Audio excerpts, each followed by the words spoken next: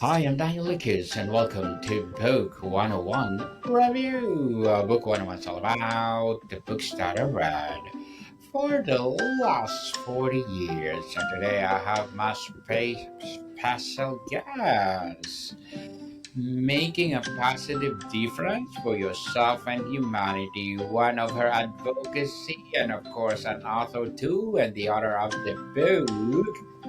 Humanity's cry for change, no other than Miss Kate Heartstrong.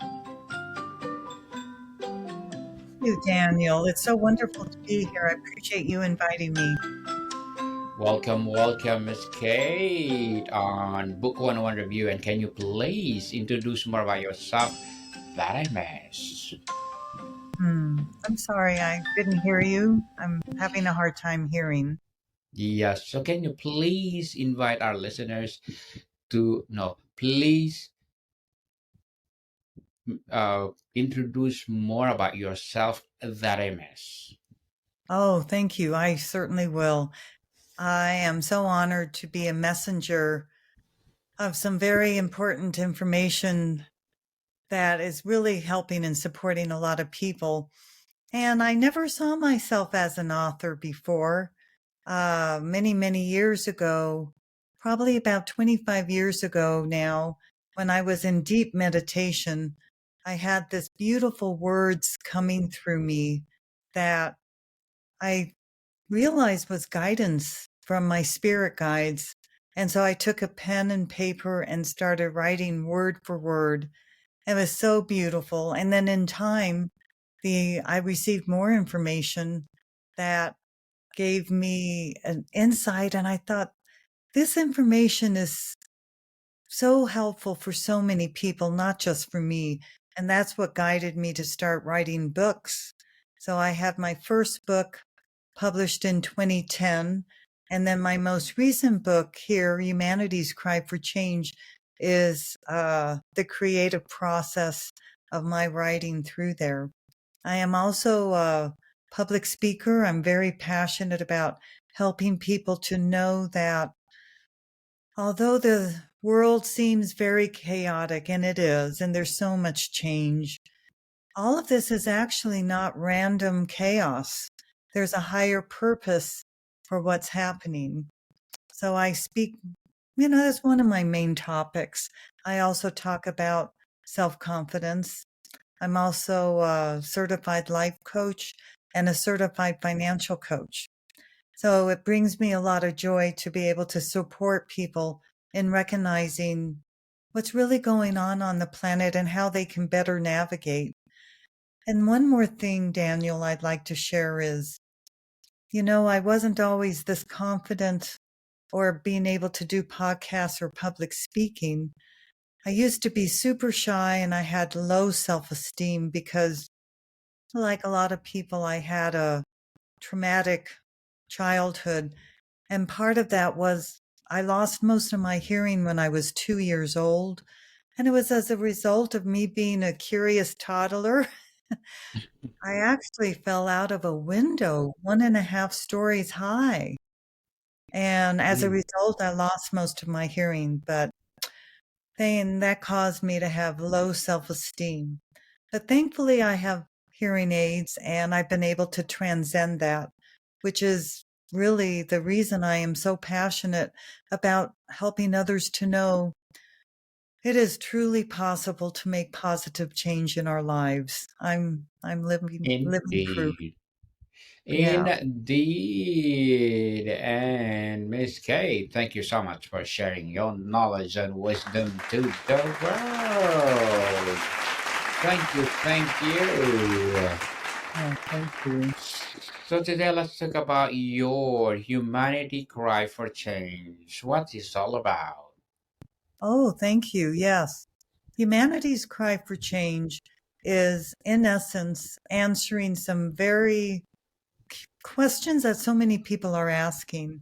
And it answers the question, for example, why are we going through so much upheaval and increased violence and economic uncertainty and all that throughout the world? And also for so many people going through individual challenges. Why is it that this is happening?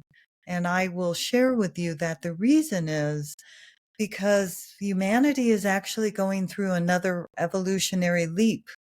We've gone through the age of, agricultural shifts so many thousands of years ago. And then we also went through an industrial revolution, changes and evolutionary shifts. Well, we're going through another one, but this one is a doozy. It's the biggest one ever. And there's a reason for it. It actually is not random chaos. So my book explains why this is happening. And it also offers very simple but yet very effective exercises that help people to better deal with and cope with these rapidly changing times. And there's also some key concepts shared in the book that describes key things that we individually and humanity need to do in order for us to survive as a species. We're at the 11th hour here on the planet, but there's a lot of hope. And the book gives a lot of hope. And it also shares about what we can do, not only individually, but there's a section on what you could do working with groups. And so it really covers a full spectrum of several things.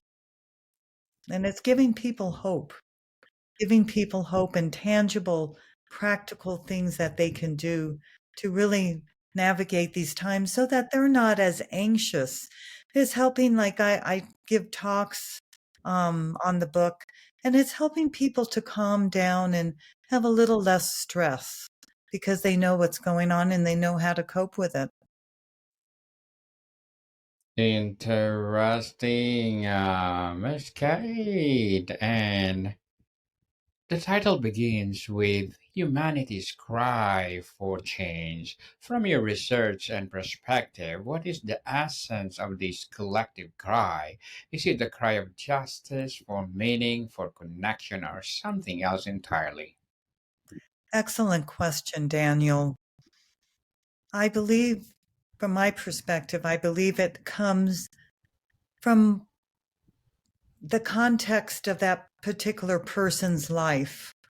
So, and collectively, there are so many people who are so easily fall into having fear.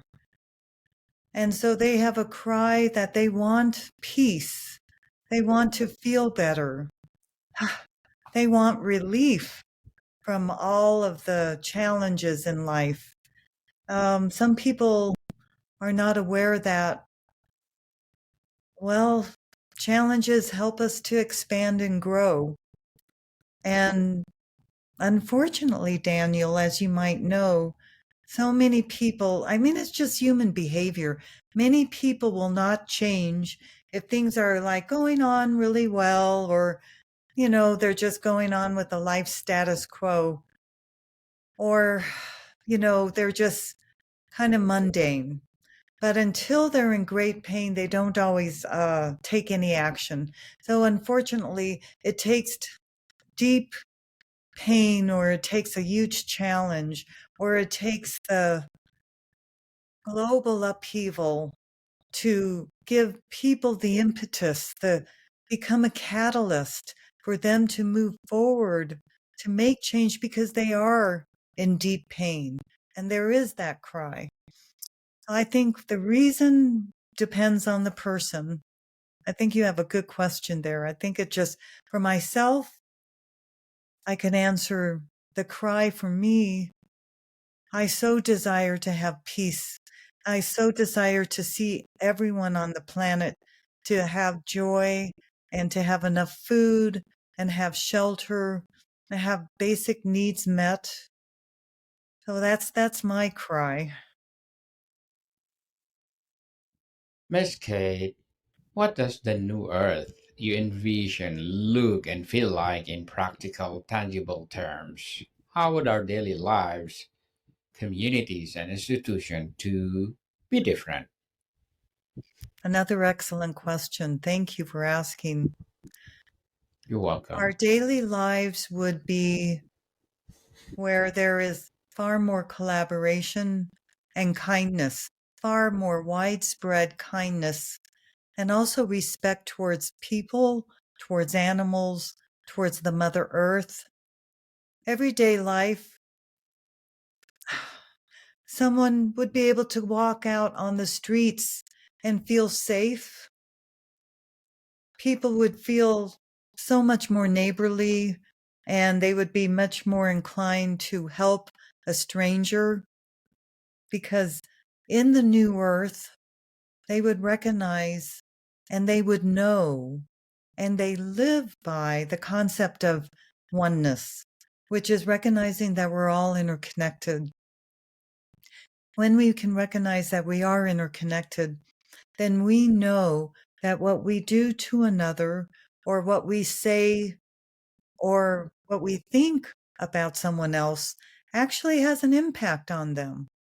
And so if we are kind and we know that whatever I do impacts another, we are much more inclined to be kind, because not only do we want to be kind to that person, but we also want to be kind to ourselves.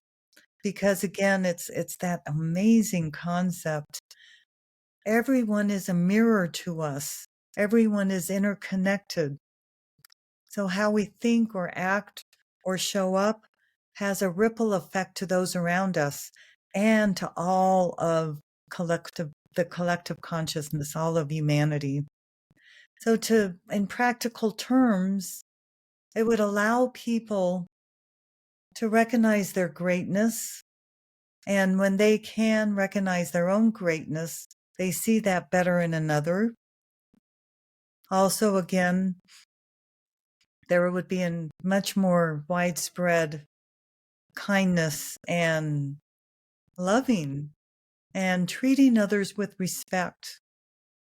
So yeah, that there is some really practical ways that we can embrace and live in this new earth, where we can really be in a place of true peace, peace within us, which creates peace on the outside. Peace. Peace be with you. Peace of us. I Yeah. like that, Miss Kate. You speak of creating a new earth. How do you respond to those who feel this is idealistic concept given the deep-seated system of conflict and inequality we see in the world today? Yes, it's difficult. It's easy for me to say what I say because I truly know it and believe it. But when a person is in a place of difficulty or fear and they're in survival mode, it's very difficult for them to switch over into thinking, oh, everything's just going to be fine. It's not easy. It's not like turning on a light switch. What needs to happen is, well, there's a lot of things that can happen. There's a lot of things people can do. But if they have an opportunity to shift, it's not easy to shift from, let's say, despair to feeling happy suddenly. But in fact, Esther Hicks, with her work with Abraham Hicks, Abraham is a collection of guides that speak through her. And they have said what really supports people in making a shift is taking small steps. Excuse me. And she calls it going up on the emotional guidance scale. The emotional guidance scale. So if a person is in despair, then it would help if they could go up into a state of, for example, anger, because that is a higher level than despair. And then from anger to move perhaps to another emotion like jealousy, or another emotion that is I apologize. I can't think of another emotion that would follow it, but she's got the emotions listed. But the point is that when we can go up on the emotional scale, slowly build up. The other thing that really, really helps, no matter where a person is at on their emotions, if they are in distress, the best thing, simple thing that they can do is to be in a place of gratitude, even for the simplest things. They can have gratitude for having a place to sleep, or they could have gratitude for the friends and the support they receive, or the food that they have. There's so many things that we can be grateful for. One of the things I take for very grateful for is every single time I turn on my water faucet, water comes out. I am so blessed. Every time I need water, it's there. And that's not true for certain areas in the world. Very true. And Miss Kate, as an author as well as a coach, what are your short term and long term goals? Oh, my short term goal as an author is to promote my book more so that it's available and that it can answer uh, people's questions about what's going on and how they can deal with it. And to do a little more marketing. I haven't done much marketing actually. True confession. But that's my short term goal. My long term goal is if I am guided, if I feel like it's the best thing for me to do, I may write up another book. It'll be channeled. 'Cause I know that I'm so honored to receive information that could help as many people as possible. So my long-term goal is to write another book if I am guided to do so. And my long-term goal for being a coach is my long-term goal as being a coach is to have a few more coaching clients, but to certainly to give them whatever they need, so that they can have a better life.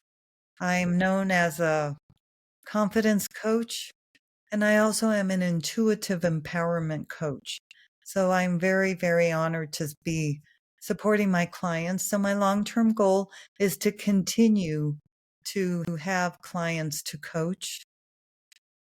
My short-term goal is actually very similar, to just give the very best I can to offer to support my clients in these challenging times and to help them to reach their goals in a way that is best for them. And that's the beauty of coaching, is to help them to find the answers for them, for themselves, and then for myself to guide them and to support them and to encourage them to kind of be that cheerleader, as well as helping to uncover some really, for some clients, some issues. And in uncovering that, they can gain the clarity they need to then answer their own questions and create those goals that they can reach. Well, good luck to your goals, Miss Thank Kate, you. and looking forward for more success. Thank And tell us, what would be a piece of advice for those people out there who want to be like you? you. My advice, if you want to be like me, it depends on what you want to be regarding me. I would say I am a very heart centered person with an incredible passion to make a difference to so many people. So, my advice to you, really, truly, number one, is to know the brilliance and the greatness of who you are. Indeed, when you can know yourself better and honor who you are, no matter where you are on your journey in life, this can help you cultivate confidence within you. I certainly don't know all the participants here on your wonderful, wonderful podcast, Daniel, However, I do know this about each one of your audience members. Each one of you are magnificent and brilliant, and it's so important for you to do the best you can to harness that. This is what I was able to do. I transcended from great shame and low self-esteem, and I did a lot of personal work. So this is something I would recommend you do. If you need it, do the personal work so that you can overcome any negative false beliefs about yourself. So again, just recognize the greatness of who you are and know that each one of you have an incredible set of gifts and skills that you are here to share with others. So do the best you can to cherish yourself. Well, thank you for that advice, Miss Kate. And can you please recommend a book or books that influence your journey? I'd love to recommend a book. I love this book that I've been reading recently and doing his work. It's by Dr. Joe Dispenza. It's called Becoming Supernatural. And I love this book because it really talks about the importance of recognizing that living in the present moment is the best thing to do. And through his exercises and his meditations, a person can help themselves to not be so attached by the past in their lives, like not to live in the past. Because when we live in the past, it helps us biologically and emotionally to stay in the past. And it's also best if we can focus on positive desires and the intention and imagine and visualize what our future could be. In this way, we can create a new future for ourselves and manifest what we want. It takes a lot of awareness and to live mindfully, to be aware of how you talk to yourself and how you think, or words that you say out loud and actions you take. That creates our future reality. So Dr. Joe Dispenza in his book talks a lot about that, the importance of our self-talk and also visualizing for the future. Thank you for that recommended book, Miss Kate. And before we wrap up our discussion for today, I'm inviting you to please do listen to my other podcast, people, my other podcast, because my abstract essay is already in fifth season, abstract poetry in second season, and my book 101 review in fifth season too, comedy 101 in second season, and my food 101 in fifth season as well, geography 101 in fourth season, and my baby podcast law 101 and mental health 101, love letters in third season, and movie 101 review, music 101 in fourth season, and Science 101 and Sex 101 in its first season. Please listen to them wherever you listen your podcast. So, Miss Kate, looking forward, what gives you the most hope that this new Earth is not only a possible, but it's already emerging around us? Excellent question again. What gives me Thank a you. lot of hope is I hear from people who are in the know that there are a lot of people waking up to understanding that we are all interconnected, and a lot of people waking up into and living in a place where they are doing their personal healing, their personal work. And in this helps them raise their vibration in that emotions, when you raise your vibration, allows you to be more in a place of love and peace and kindness. So this gives me a lot of hope. I also, from my book, I very, very much trust the guidance that I have received from my spirit guides. This is, channeling my book gives me so much hope. And also within myself, I have a certain knowing and certain intuition that although things seem really bleak, things have to break down before the new comes in. So for this reason, I am hopeful. So thanks for that question. Yes, and Miss Kate Heartsong. Thank you so much for sharing your knowledge and wisdom to the world. So can you please invite our listeners to support your books, your advocacy, your business, or whatever projects that you're doing right now? I'm sorry with the I didn't hear with the clapping there. What did you say? Ask me? Yes, can you please invite our listeners to support your books, your advocacy, or whatever projects that you're doing right now?